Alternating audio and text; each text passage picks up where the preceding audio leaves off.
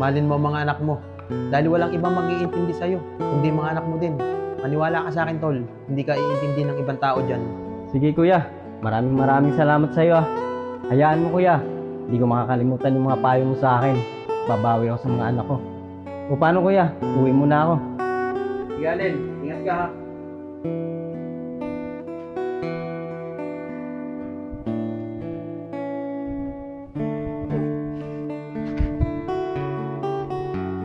Kuya, Allen, kuya, anong nangyari sa'yo? naninikip yung dibdib ko. Ano? Arby! Ano? Bakit po? Kunin mo yung susi. Dadalhin natin sa ospital dito mo. O sige po. Halika, tulungan mo ako. Halika, Tol. Tayo. No-choice talaga ako. Wala na kayo bang mapupuntahan. Hindi kay Tito lang talaga. Pre, di ako makatulog. Kakaisip kay Shane. Di ko alam kung saan siya nagpunta. Nag-aalala na pati ako.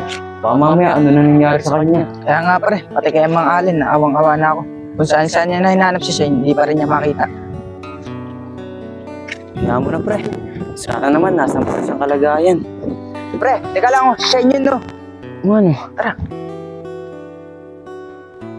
Shane, nakakarang ka pa hinahanap ni Mang Allen ah. Nagtanong pa nga sa amin ni Goy. Di ba nga paring Goy? Kaya nga Shane, umuwi ka na. Nag-aalala na si Mang Allen sa'yo. Kaya nga Shane, nag-aalala na sa'yo yung tatay mo. Ay Ber, kung alam mo lang kung paano ako tratuhin ng tatay ko at mga kapatid ko. Parang di nila ako kapamilya. Shane, pwede ba umupo muna tayo at pag-usapan natin yan? Naguguluhan kasi ako sa inyo eh. Paring Goy, iwan mo muna kami ni Shane. Sige, dyan na lang kayo.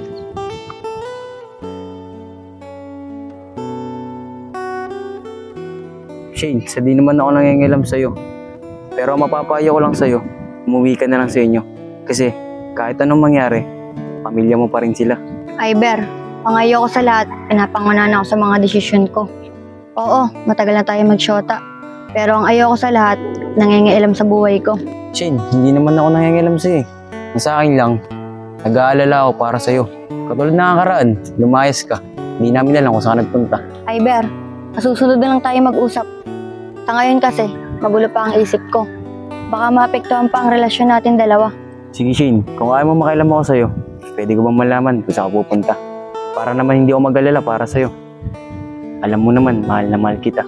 Sige Iber, para naman hindi ka sa akin mag-alala, sasabihin ko na kung saan ako pupunta. Pupunta muna ako kala Tito. Magsusumbong ako kung anong ginawa sa akin ni tatay at mga kapatid ko. Shane, bakit naman sa mga tito mo pa ikaw pupunta?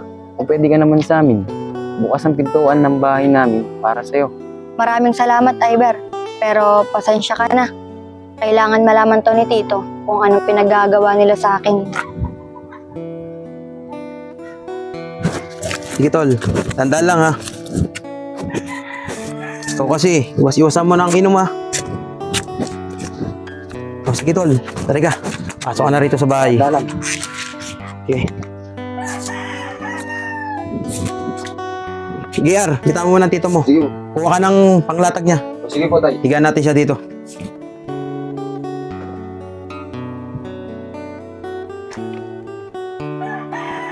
Oh, higaan natin. Tulungan mo ako.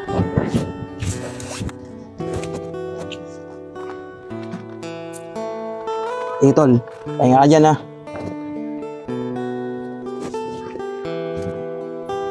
Oh, araranak. Bantayan mo muna ang tito mo, ha.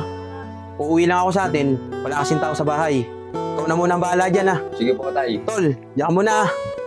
Tinggal ka po tayo.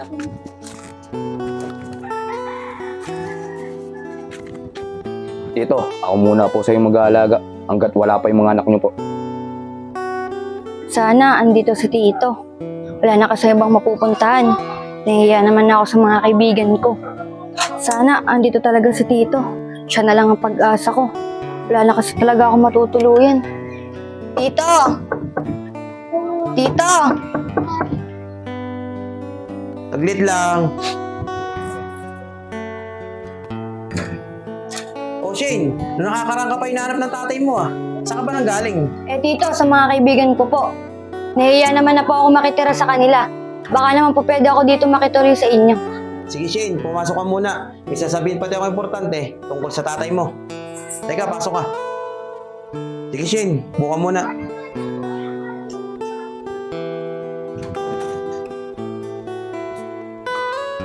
Tito, pasensya na po kung dito po ako nakituloy sa inyo. Pinagsalitaan po kasi ako ng tatay ko ng hindi maganda. Shane, alam ko na lahat. Nagpunta sa inyo yung anak kong si RB. At nakita niya, pinapagalitan ka ng tatay mo. At kung ano-ano pang sinasabi sa'yo masasakit eh. Pero Shane, kung akong tatanungin, patawarin mo ng tatay mo. Nagsisi na siya sa lahat ng ginawa niya sa iyong kasalanan. Tito, masama po talaga ang loob ko sa tatay ko. Kasi po, kung itrato po nila ako, para po hindi ako kapamilya. Tsaka po, pagka may pupuntahan po sila, di po nila ako sinasama. Tsaka po, sa mga gawaing bahay, lagi po nila akong inuutusan. Tito, siya nga po pala. Ano po pala yung kwento niyo tungkol sa tatay ko? Shane, alam mo ba, nagpunta dito ang tatay mo kagabi. Naglalabas siya ng sama ng loob sa akin. Iniwan na daw siya ng mga anak niya.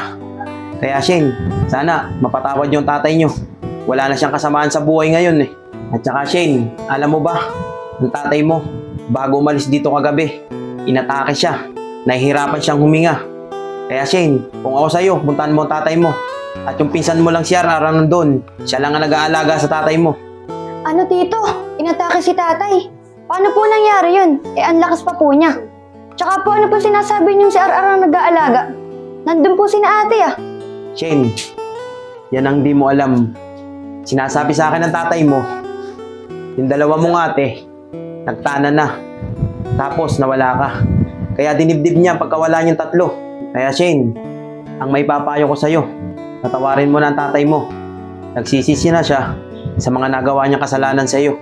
At saka walang ibang mag-aalaga doon, kundi kayo lang magkakapatid. Tito, pasensya na po kayo sa mga nasabi ko tungkol kay tatay.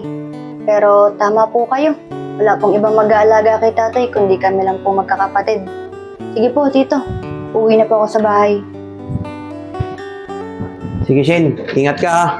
Alagaan mo mabuti yung tatay mo.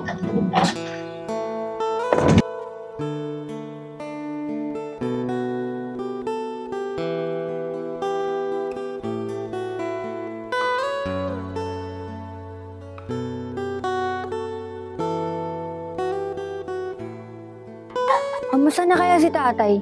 Sana naman, okay lang siya.